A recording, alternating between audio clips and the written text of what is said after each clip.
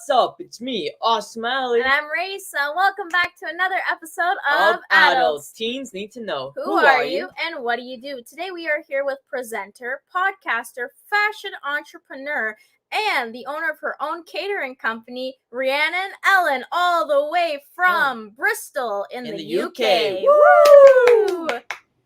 Hello. Hi guys. How are Nice you to today? see you. I'm good, thank you guys. How are you? We are doing really, really amazing. well. Thank you so much for joining us today, Rhiannon. And are we allowed to call you Rhi? Of course you are. Come on, guys. You know. All righty. right. That sounds great. So, Rhi, on our show, we always start off with one question. And that question is, who are you and what do you do? So, weirdly enough, it's a hard question to answer because I am. So, my name is Rhiannon Ellen. I am from Bristol in the UK. Bristol in England tries so hard not to be part of the whole, there's a lot of zhuzh going on in the UK at the moment. But Bristol is a very sort of progressive, forward-thinking, amazing city that I feel like everyone should come and visit, from Canada, from America, from all parts of Europe. Like, it's literally one of the most amazing cities in the world. So yeah, I'm from Bristol. I am also actually Welsh, so mainly Welsh. But my job title is basically I'm a multi-hyphenate. So I'm marketing manager by trade, but I'm a chef, a presenter, a fashion brand owner. Like, I literally am a podcaster. Like, I just love doing loads of stuff. I'm a cat with 9 lives, you know? Of 9 careers, 9 it careers. seems. Yeah. She's got, when they say, oh, switch the job hat, she literally does that. Got to put on for each and every job and title she says. That's amazing. So you got your own fashion line, you have your own podcast, you're a chef, you have your catering company, and then you're also by trade a digital advertiser, right? Marketer. Yes, exactly. So I think for me, and I think for a lot of young people, like throughout lockdown, it's been a really exciting time to like start your own businesses, like do lots of things, like maybe like dip your fingers in all the pies and like start to actually investigate what makes you happy, like in your career. But for me at the same time, because when lockdown started in the UK, for example, like I had just bought my own property, like my own flat. So, and that was a lot of effort for me because I love to shop. There's me. So I'm one of those people that's like got a 9 to 5, but then I also have obviously my catering company, got my fashion brand, presenter, like chef. I do home catering. So yeah, it's been a very crazy time. Yeah. Which one is your favorite business to run? I find that so hard to answer. I just think it really depends on what mood I'm in. So for me, catering and like cooking, being a chef is just so hands-on. It's amazing. It's like you can literally get out of your mind doing it. Like, because in my 9 to 5, for example, I'm, computers, analytics, all that sort of thing. But when I'm doing cooking, when I'm thinking about different things like that, it's all hands-on. I cook by just sort of sight. I eyeball everything. Most chefs that are actually, good chefs, they don't need to be like, I'm going to measure this, I'm going to measure that. Oh, let me weigh this and you're going to waste time, and like your customers are just going to be like waiting for hours to get their good food. But yeah, chefing for me is a craft, like it's my art. I'm not very good at actual art. Like I literally love to paint and all that sort of stuff. I'm not very good at it. But yeah, I love that. But then fashion for me as well, it's what I sort of identify as well. Like I always have my friends say like, oh, you dress really well. Like when I go out, people are like, oh, you look great. You've like, where's this skirt from? I'm like, this is my nan's, it's vintage, or this is my mum's, and I've redesigned it. Like for me, I'm like half hybrid between cooking and fashion. Oh, Mm-hmm. I love that. You also, fashion. Yeah, and you own your own clothing company that is as sustainable and ethical. So why did you decide to create it, and what's the name of your clothing company? So when I was at uni, I did a project on how fast fashion was like really just sort of one of the most polluters in the environment, you know, because basically from Bristol, everyone in Bristol, UK is like super hippie. Like, you know, if you think of like Woodstock in, you know, the festival in America, like that's what everyone in Bristol is like every day. Like hippies everywhere, just like recycling. There is no, if you like drop a can on the floor, which I never do, you'll just be beaten up. No, I'm joking. But everyone in Bristol is so green and environmental. So for me, it was just like, you know, second nature to just be like, I want to create a clothing brand that is like, let's have something that you can buy, keep it forever, or until you literally wear it out, rather than with some fast fashion brands, you know, things like they tear, you wear it once. It's the sort of items that with my brand, I'm like, I want you to the one half of my brand, which is like athleisure, caps, jumpers, joggers, all that sort of stuff that you can repeat every single time, and it looks good and it looks neat and it stays well. And then there's also the vintage side of things, which is like, let's recreate looks from fashion from years gone by, and let's literally, like, you know, mend and repair. Let's not just buy new every single time. So yeah, but my brand was basically just, when I finished uni, I was like, I've written a dissertation on this topic. The Rana Plaza scarred me for life, and I felt sick thinking that I'd go to H&M, buy just like jeans. Actually, I'd never do that. I don't ever wear jeans that much, but you know what I mean. Like, yeah, it just makes me feel so sick to think in the Western world we are wearing clothes that are literally made because like our brothers and sisters in other countries are literally dying to make them. Like, just made me feel sick, and that's a lot of people in Bristol think like that. It just made me feel very, very sick and sad.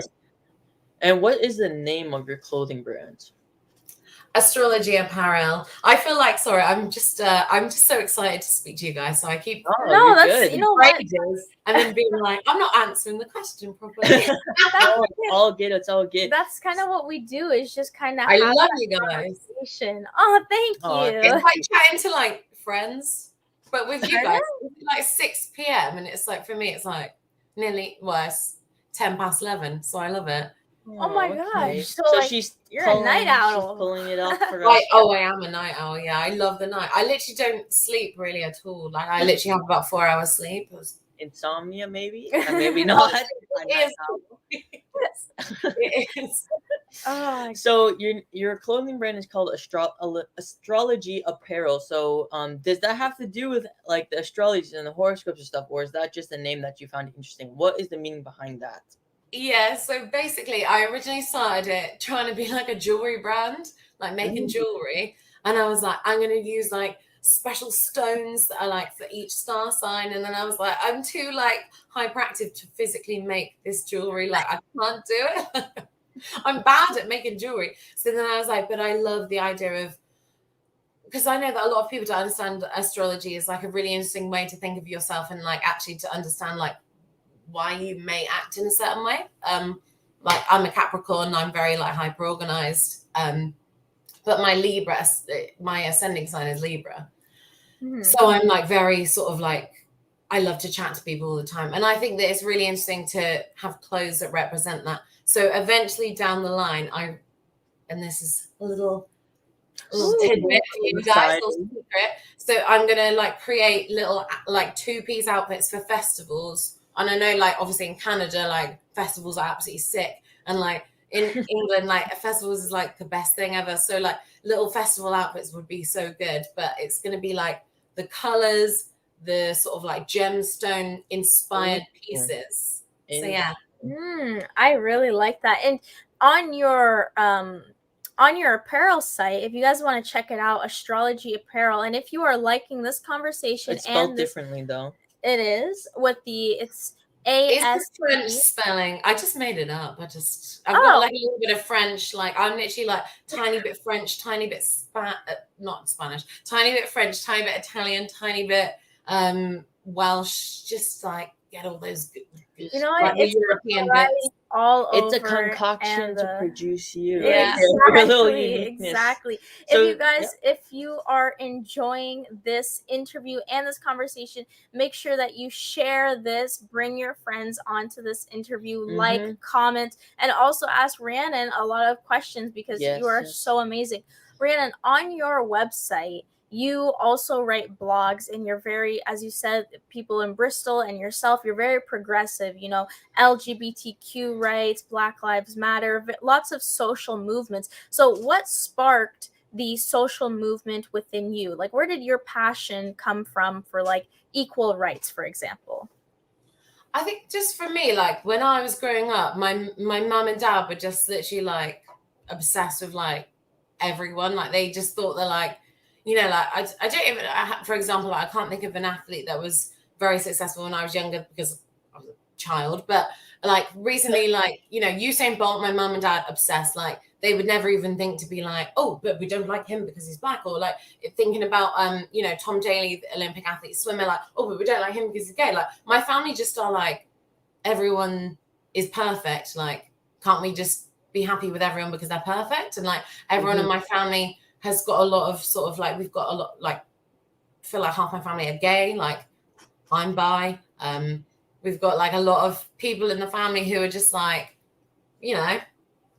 yeah, just I don't like, I just, to me, the thought of being prejudiced towards someone because of their skin color, because they're gay, trans, like whatever, like I just, it embarrasses me that people think like that, but like some people do, and it just cringes me out. Like, and in Bristol, like it's a minority that people think like, oh yeah, I'm not gonna like them because of a certain way. But for me, I just want to like sort of like give effort into like trying to make everyone feel welcome and included, and like, but because I know I have privilege, obviously I'm like blonde hair, blue eyed, I'm white, like and I just need to like use whatever I have like in me, and the passion that I have. And I'm the person that starts a fight on Christmas Day, like with a family member's like friend who comes along who says something bigoted, and I'm literally just like, you're leaving now, go, because no one wants you here because you're chatting absolute wham.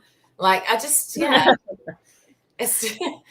I love that. I like the Welsh lingo. I want to learn some of that as well. Wow. I feel like we make it up though. Like Bristolians and like Welsh people, we live like very near. We're literally in like half an hour away on the motorway if you like drive really fast. Okay. That's very, very interesting. You see, this is why we like talking to people all over the world, because we learn about different countries, their areas and stuff, and you can see how social problems vary in countries, cities, and even down to communities, right? Exactly. So it can be global, then it can go down to the nation, then it goes down to the community, then it goes down to the individual person, and it starts by going from the very bottom, then working outwards. You can make big strides on a national level. While that might help, it doesn't make a real effect until it reaches the individual or the community, because that's where they spend most of the time, right? It's in the proximity where you surround yourself with. That's what's going to influence you more, not just like, oh, let's pass something. It's like, okay, is it going to be implemented? Are people actually going to follow it? And to hear that in your community, it's like, we just view humans as humans. We don't see any barriers and walls. We're not putting on a rose-colored pair of glasses to view people. We just see them, yo, what's up? And allow other people to live the lives that they want to live, right? You're allowing them to be themselves and be happy and fulfilled in doing so. So it's glad that's to hear. so true. And I feel like for me, like I'm surrounded by so many like wonderful people that like I just would never even consider. And it sounds ignorant, but I would never even, in my like instance, if I'm not going to the shop with my friend who's like, like a black friend, or like a gay like mate of mine, like I would not even consider that. Like if anyone was start on them, I would be like, you're ended now, because everyone here will start on you, because this sounds like weird, but like everyone but at the same time, it's sort of like, it is privileged to understand that if someone is alone in a situation in, a different part of the UK, a different part of wherever, obviously we know that, but Yeah. it's just hard to for me. I think sometimes I let my passion and my anger take over, and if something goes wrong with one of my friends, I'm just gonna kick off. But yeah, it's beautiful to be in a city like Bristol where we feel so passionate about, you know, equality and stuff like that. And I think that's why I think Rachel, you approached me when you saw my TikTok about when I was nearly thrown out of uni for the anti-racism protest, and like that was funny but dumb from me. I mean, and I think we should thank you for Let's bringing bring that that up up, because that brings a lot of context as to why you are on APSO. So I did see it was you and your sister, correct, in the TikTok. I was trying to find it on your page again today, and This is just lemonade, but I just don't have any clean glasses, by the way. Like that's totally fine. You're good. I saw Rhiannon on TikTok with her sister with the anti-racism protest, and you know that was also during some really turbulent times. At APSO, these are the kinds of things that we want to represent is the equality, and not only equality but equity between other people, because as entrepreneurs, you are going to interact with so many different people from so many different cultures. And it's very important to acknowledge some of our values, which is why we have you here as well. But Rhiannon, I have one more question for you regarding this. And then I think we're going to move on a little bit to your cooking because you have a very good project coming up very soon. Wink, wink. Where do you, so I love how you admitted that there is a difference between your passion and your anger. Not a lot of people can admit that. But where do you draw the line between someone's ignorance versus them not knowing? Like education versus ignorance. Ignorance. Where do you draw the line? If I'm being honest, I find it really hard. And I think that, again, this is a sign of my privilege as a white woman. If I see one of my, like, for example, my gay friends or my people of color friends like being treated like shit, then sorry. That's okay. That's all right. You're good. I will step in and I will like understand that I can step in a way that because for example, if it's a gay friend of mine, I'm a bisexual woman, but obviously I'm like a straight passing woman because I'm bisexual and people, yeah, you know what I mean? Right. They don't make the assumption. Exactly. People don't assume that I'm like a member of the LGBTQ community.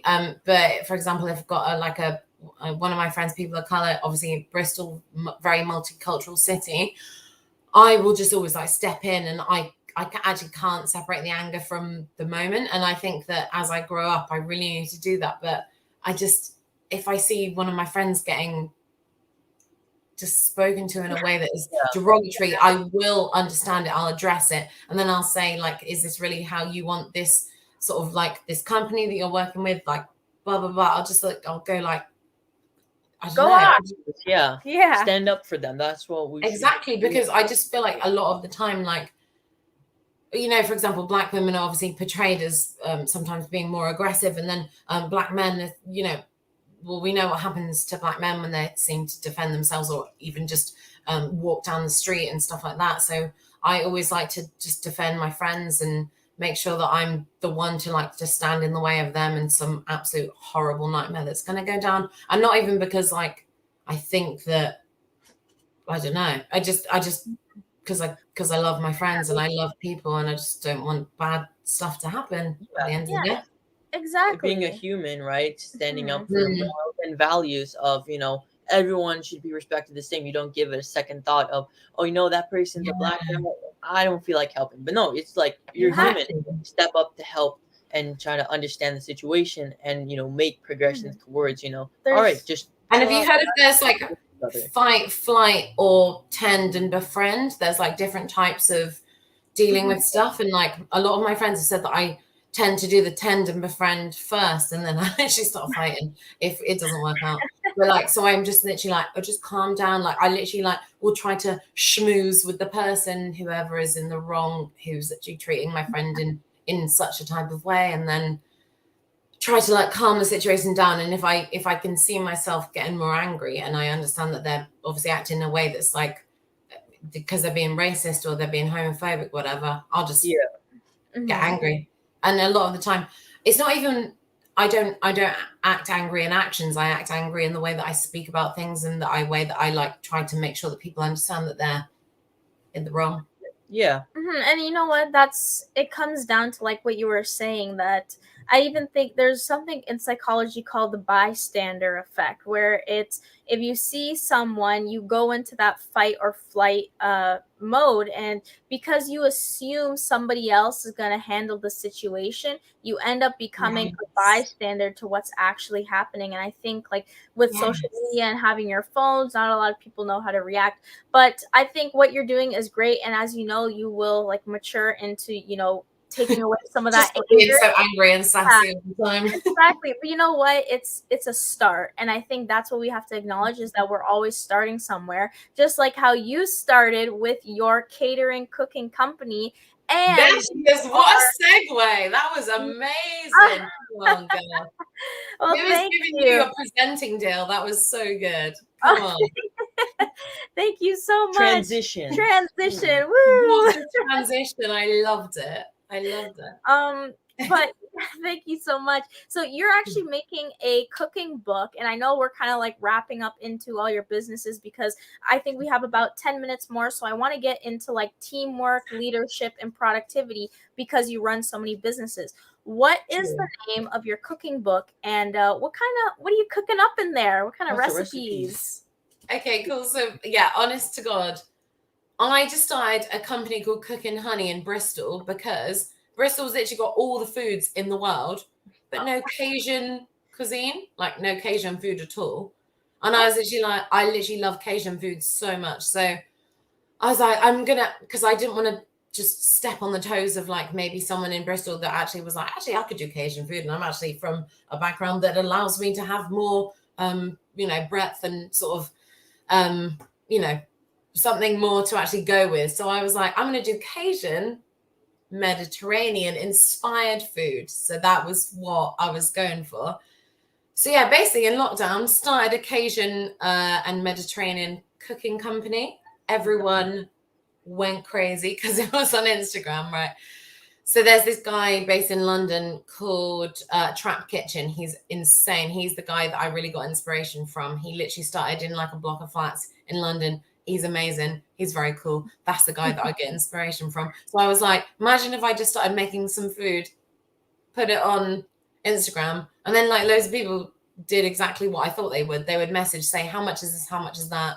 I'm like, okay, I'm going to make a menu. Obviously I have, because I'm actually a chef. So I have a very, as you know, guys, from speaking to me, I am basically a marketer, chef, journalist, marketer, chef, journalist. That's like my whole career timeline, because I get bored, because I am. But so I've got all the qualifications, the food hygiene ratings, whatever. That's what we need in the UK. Like basically you can sell food from your house. Like I don't know what goes on in like Canada, America, but I know that I understand that people can do that sort of thing as long as they've got the good qualifications. So yeah, basically everyone was just coming to my flat, buying my food. It was amazing. And then I was like, why is there not Cajun cooking like house like in Bristol? Like, come on.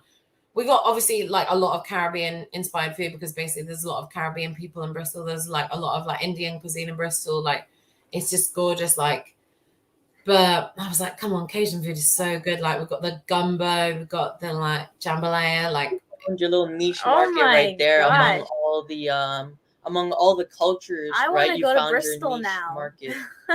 I just love it. Like I literally love like Cajun food. It just makes me like happy, and I just think like New Orleans, like just so cool. It interests me so much, and I'm so sad that I've actually never been, and that is the problem. But it's because I was like planning to go prior to lockdown, thinking about it. Nah, not gonna happen. Yeah, if you couldn't go, right, you bring it to you. That's the one thing we love about entrepreneurs is like, problems in the way, they find a way to fix it, or they find some way to counter that. Like you said, I wanted to go, couldn't go, so I brought it over to me, and I became and there's so many Hawaiian like companies like starting up in Bristol now. There's like some place like Loki Pokey. I'm like, this is so good. And like, I'm eating it. I'm just, it's gorgeous. Like, but there's no Hawaiian people in Bristol at the moment, I swear. It's gorgeous food, but like it's just like inspired by, and that's what I want people to remember, that it's not sort of like trying to pretend to be authentic, because that is not the case, because you know, just Inspired. Yeah, you're kind of be inspired by you're is showing the the real. beauty of that culture and cuisine by saying it's inspired. Now, I'm not trying to copy and say authentic. You're showing recognition to Exactly. it. I love that. And you know, you're like you said earlier, you're a very busy person. You got to stay busy, right? Especially with quarantine and this pandemic stuff.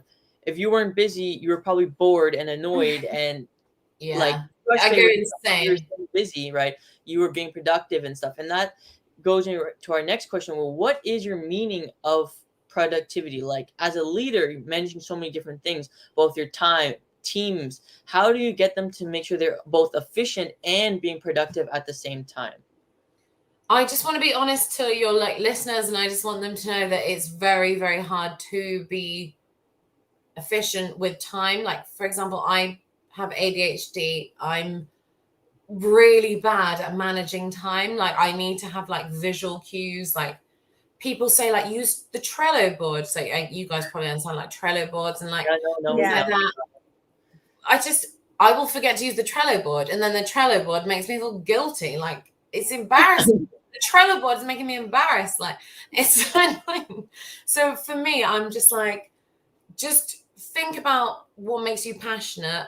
Write down a physical list. Like, I will try to write down a physical list, even if it is going to kill me. I time block off my whole day. So I'll be in the morning, like, I'm not, you know, those people that are like, for example, like Bill Gates, like I wake up at 5 a.m. Like, that makes me sick. I can't do that. Like, I'm literally still trying to get to sleep at 5 because of the ADHD. So like, I'm literally just like, I go to bed probably at about 1:30, I fall asleep. And then I like wake up at like 8. I just trying to like make a coffee. That's hard in the morning because I work from home. Then I literally write a list down of what I want to do in the day. And even that's hard. So then I basically finish my 9 to 5 work. I love my job. I love it so much, but I just, you know, I've got a lot of stuff that I want to do. So then after work, I need to literally time block. So work out half an hour, then half an hour, update my website. Half an hour, you've got something to cater for. Half an hour, make sure that you're talking to Laura about, you know, astrology, like making sure that she's updating the website, like all that sort of stuff. Yeah. And I have the best thing for, because I think that your audience really needs someone that's way more productive, but I think that actually I'm kind of like someone that is No, a no, bit more realistic. No, Just- you're realistic. you're That's the realistic. point, right? Yeah. So that, like, you need Yeah, well- someone to be like, you're really slacking on this. No. Pick up the pace, you idiot. And then I've got like one friend that would do that. Like, this, it does help. And like my boyfriend helps, my sister helps. Like, it really does help. But because I have all these ideas and I really want to do them, but I don't have enough time in the day. And I hate, you know, that quote every day is Beyonce. No, you don't, because Beyonce's not cleaning her own house and like changing everything like about her business. It's a lot of time, so you need to prioritize, but also make sure that you have time for friends as well, because most of my ideas come from just chilling with my friends and like going for a cheeky pint, which in the UK you guys just go to the pub basically. Yeah. No, I think what you said was really realistic, right? If for the average entrepreneur or for like the, you know, self-employed starting their business at the beginning, I think that what you said is very realistic and understandable, relatable to the to most entrepreneurs and self-employed when they're starting out and when they're trying to start to scale and grow. It's like, all right, got everything, I got to write it down. While you said, you know, you don't wake up at 5 a.m. and trying to go to sleep. Bill Gates, different entrepreneurs, they do that. You're still following, you kind of have that morning routine. While they just do their stuff a little bit earlier, you just do it a little bit later. So at 8 o'clock, Yeah, it's like you write it round the bloody clock, isn't it? Like, come on, Exactly. I You just stay up push it. later. Yeah, you just push it over a little bit, but you I still don't want to have like that make a morning. comparison, but like everyone hates Margaret Thatcher. She like slept for 4 hours. I hate her too, but I sleep for like 4 hours, and then I just like think about. I like plan things on my phone. Like, even if I'm relaxing in bed, I'll like think of ideas, pop it in my phone. Like, just so the audience know, I hate Margaret Thatcher so much. Like, worst person in the world, but like she never slept, and like I feel like she probably had ADHD as well, but A little Energizer Bunny from Who before knows? and now, Who boom, knows? new batteries inside of you. Mhm. Exactly. So we are almost Wrapping to the it we're up. almost to the end of our interview. But for our last question is, how can people contact you, and what project are you looking to expand on right now? So if anybody wants to reach out to Rhiannon, let's get you connected. thank you guys so much. That's thanks for asking that. So basically I've got my website rhiannonellen.com. So if you guys want to reach out for projects, basically writing articles for astrology, I'm really excited to work with new people on that.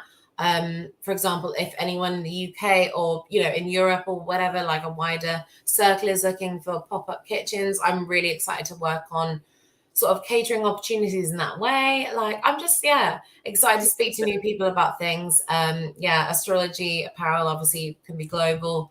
Cooking Honey, my brand, the catering company, is probably more of a European, UK based thing, but would love to hear from you guys. Yeah, so make sure to hit up her website. Once again, what is your website that I can reach you at? rhiannonellen.com. All right, fantastic. Her name's right there, and then just put .com. And also Instagram. What is your Instagram? It's at Rhiannon Ellen. Very nice. Perfect. And a very beautiful name. Thank you so much. Thank you guys. You got the most beautiful names as well. Look at you guys. Thank you. 10 out of 10. Oh, thank you so much. All right, this was presented by APSO. Awesome people Shaping our world. Remember, you are awesome. And you can make the world a better place. Bye.